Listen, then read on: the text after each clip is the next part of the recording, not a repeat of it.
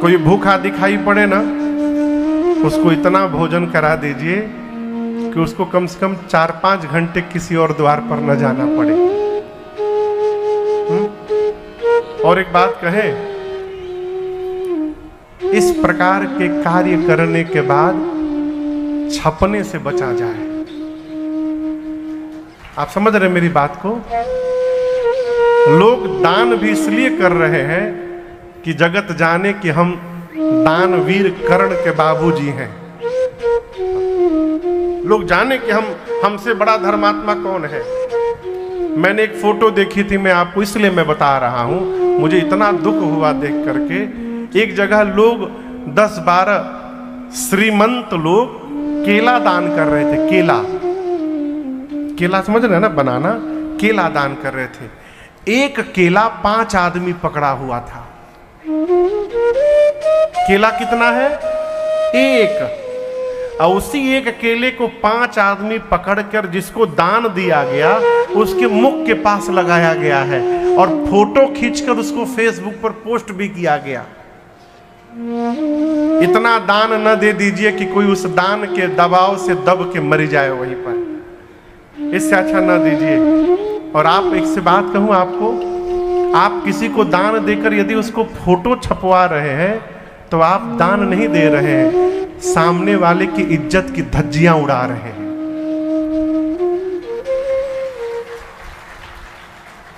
जीवन में कब किसकी स्थिति परिस्थिति करवट ले जाए हो कोई नहीं जानता। यदि वो दान ले रहा है तो उसके जीवन की स्थिति वैसी हुई होगी कि उसको मजबूरन लेना पड़ रहा है। और आप जगत में बता रहे हैं कि देखिए इनकी हालत बिगड़ गई है, हम इनको दान दे रहे हैं। इस प्रकार के कर्म से अच्छा है न किया जाए। दान दीजिए। कहा गया है कि दाहिना हाथ दे तो बाएं हाथ को न पता चले। वर्तमान में क्या है, आदमी देता बाद में है, प्रचार पहले हो जाता है। इसलिए ये दान कलिकाल में प्रगटचारी पद धर्म के, गोस्वामी जी मानस में कहते हैं, प्रगटचारी पद धर्म के कलिमहु एक प्रधान, जेन केन विधि दीने दान करे कल्याण। धर्म के 4 पद हैं। पद मने पांव। कितने पांव हैं? 4। जोर से बोलिए। 4। चौकी देखें, चौकी में 4 पाए होते हैं। उसी प्रकार धर्म के 4 पांव हैं। क्या है? सत्य, बोलते जाइए, सत्य, तप, दया और दान। ये धर्म के 4 चरण हैं, सत्य, तप, दया और दान। सतयुग में धर्म के चारों पांव सुरक्षित थे। कौन से युग में? सतयुग में धर्म के चारों पांव थे। सत्य भी था उस समय, सतयुग था। तपस्या भी थी, लोग हजारों हजार वर्ष तपस्या करते थे। दया भी था और दान पुण्य भी था। सतयुग के बाद त्रेता जब आया तो त्रेता में धर्म का एक पांव विलुप्त हो गया, सत्य समाप्त हो गया। तप, दया और दान, धर्म केवल 3 पांव पर खड़ा रहा त्रेता में। त्रेता के बाद द्वापर युग आया। द्वापर में आते आते एक पांव और समाप्त हो गया, तपस्या का। सत्य तप समाप्त हो गए, दया और दान बचा रहा। अभी हम और आप जिस युग में हैं ये कलयुग है। कलिकाल में गोस्वामी जी कहते हैं, प्रगटचारी पद धर्म के परंतु कलिमहु एक प्रधान। कलिकाल में केवल एक ही प्रधान पांव बचा है। क्या? दान। सत्य, तप, दया तो भगवान मालिक है, दान बचा है। गोस्वामी जी कहते हैं, जेन केन विधि कीन है, जैसे भी करिए दान यदि हो रहा है तो वो दान हमारा कल्याण करेगा। और देखिए, देना ये संपन्नता से नहीं आ सकता। विभे दान शक्तिश्च, वैभव होने पर देने की शक्ति। भोजन करने के बाद पचाने की शक्ति और संसार में गति करने की शक्ति ये कम तपस्या का परिणाम नहीं है, ये जन्म जन्मांतर तपस्या हो तब जाकर होने के बाद देने का स्वभाव बनता है। ये सामान्य घटना न समझिएगा। यदि इस देने का स्वभाव है तो जीव अभाव में भी दे सकता है। मैं आपको घटना सुनाऊं, हमारे ये सत्य घटना है। हमारे श्रीधाम अयोध्या जी में एक आश्रम पर भंडारा चल रहा था। सुरेश बाबू, क्या चल रहा था? भंडारा। तो लोग भंडारे में अपने अपने पितरों के नाम से कह रहे थे, महाराज जी ये हमारे बाबा जी के नाम से ये रखिए, 50,000 रुपया भंडारा में लगा दीजिएगा। कोई 1 लाख दे रहा है, कोई 2 लाख दे रहा है। हजारों संतों का भंडारा चल रहा है। वहीं एक माई पहुंची, माई, बूढ़ी माई जो घूम घूम कर भोजन करती थी। आकर महात्मा, ये सत्य घटना सुना रहा हूं मैं आपको, आकर श्री महंत जी से बोली, सरकार मैं भी अपने पितरों के नाम से भंडारा कराना चाहती हूँ, हो जाएगा? महाराज बोले अवश्य होगा, पैसा लगेगा उसका, लाओ पैसा दो। तो माई अपने साड़ी के यहाँ गांठ में से खोल करके और 5 रुपए का सिक्का निकाल करके महात्मा जी के हाथ में रख दी। महात्मा जी बोली ये क्या है? बोली महाराज मेरे पास कुल संपत्ति के रूप में यही 5 रुपया है। महात्मा जी लिए, बोले ठीक है, तुम्हारे पितरों के नाम से भी भंडारा होगा। तो महंत जी के शिष्य पीछे खड़े थे। शिष्य हंसने लगे, कहे महाराज 5 रुपए में कौन सा भंडारा होगा? महाराज बोले 5 रुपए में ही भंडारा होगा माई का। जाओ और इस 5 रुपए का रामरस लेकर के आओ। रामरस समझते हैं? साधु शाही में नमक को रामरस कहते हैं। क्या व्यास जी? नमक को क्या कहते हैं? रामरस। रामरस। महात्मा जी ने कहा ये 5 रुपए ले जाओ और 5 रुपए का रामरस लेकर आओ और भंडारे में जितनी सब्जियां बनी हैं और जो जो दाल बना है उन सब में उस राम रस को डाल दो। उन सब्जियों में माई का भी नमक चला जाएगा और माई के नाम का भंडारा हो जाएगा। ये क्या है? देने का स्वभाव है। स्वभाव रहेगा अभाव में भी निकलेगा, स्वभाव नहीं रहेगा फिर तो भगवान ने मालिक है। और देखिए जो जितना दबा के रखता है भगवान उसके लिए ऐसी व्यवस्था बनाते हैं, एक ही झटके में निकल जाते हैं। एक ही झटके में। एक सेठ जी थे,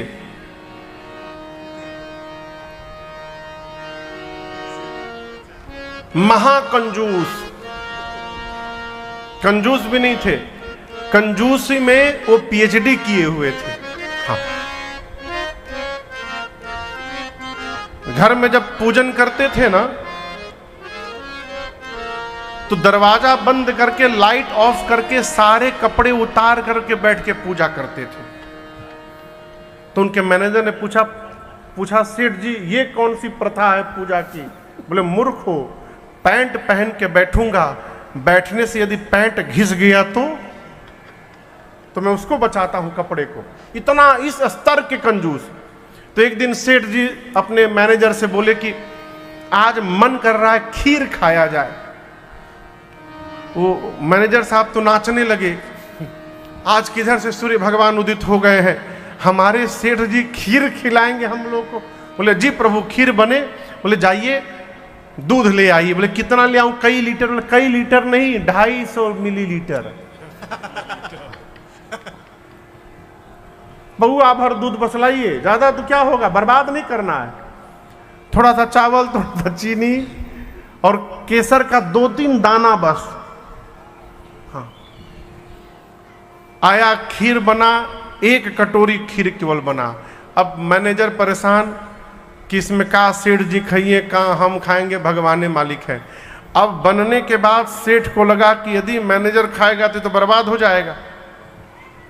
तो सेठ जी ने कहा कि देखो अभी हम लोग खीर नहीं खाएंगे, हम लोग खीर सवेरे खाएंगे।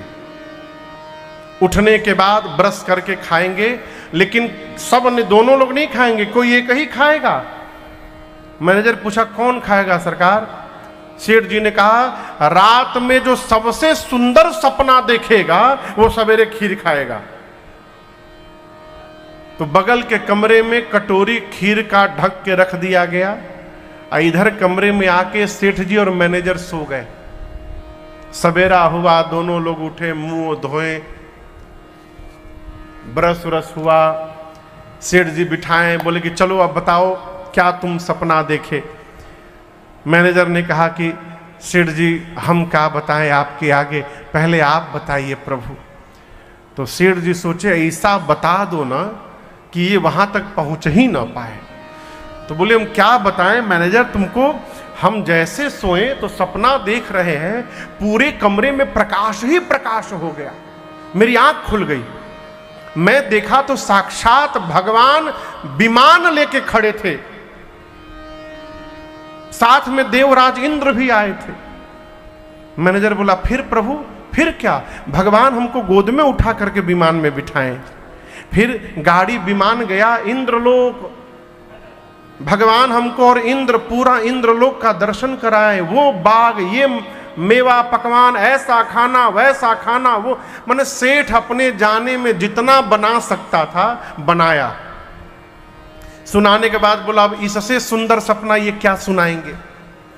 बोले मैनेजर अब तुम सुनाओ। मैनेजर हाथ जोड़कर बोला सरकार गरीब आदमी का सपना भी गरीब होता है। आपके सपने में तो भगवान आ गए थे, इंद्र आ गए थे। मेरे सपने में काला कलूटा मोटा तगड़ा आदमी पहलवान जैसा आ गया। बोला फिर? बोला आपको भगवान गोद में उठा के बिठाए थे ना, हमको आ करके मारा एक डंडा, मैं अपने आप उठ के बैठ गया। सेठ जी बोले फिर हमको फिर एक डंडा मारा। बोला जल्दी उठो तुम। मैं उठ गया। सेठ जी मैं उठ गया, फिर आगे बोलो, फिर एक डंडा मारा। बोला बगल के कमरे में चलो। मैं जा नहीं रहा था सेठ जी, मैं बिल्कुल नहीं जा रहा था, वो मुझे लगा मारने, मुझे जाना पड़ा बगल के कमरे में। सेठ जी बोले फिर क्या हुआ? फिर एक डंडा मारा। बोला जल्दी कटोरी उठाओ, अब पूरा खीर खा जाओ। मैं खा नहीं रहा था सेठ जी। बोला मार डालूंगा नहीं खाओगे तो मुझे मजबूरी बस खाना पड़ा। सेठ बोले तुम खा लिए, अब मरता क्या ना करता, मैं खा लिया। सेठ जी दौड़ कर गए कमरे में, जाकर प्लेट हटाए तो खीर खाली कटोरी, वो सारा रात को खा चुका था। सेठ जी बोले हमको क्यों नहीं जगाए तुम? बोला कैसे जगाऊं, आप तो इंद्रासन में गए थे इंद्रलोक दर्शन करने।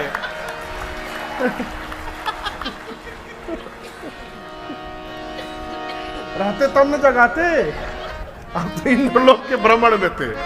ये क्या है? जो बहुत बचाता है ना, फिर भगवान ऐसी रचना बताते हैं कि सब बचा बचाया एक ही बार में सीताराम हो जाते हैं। इसलिए देने का स्वभाव बनाइए।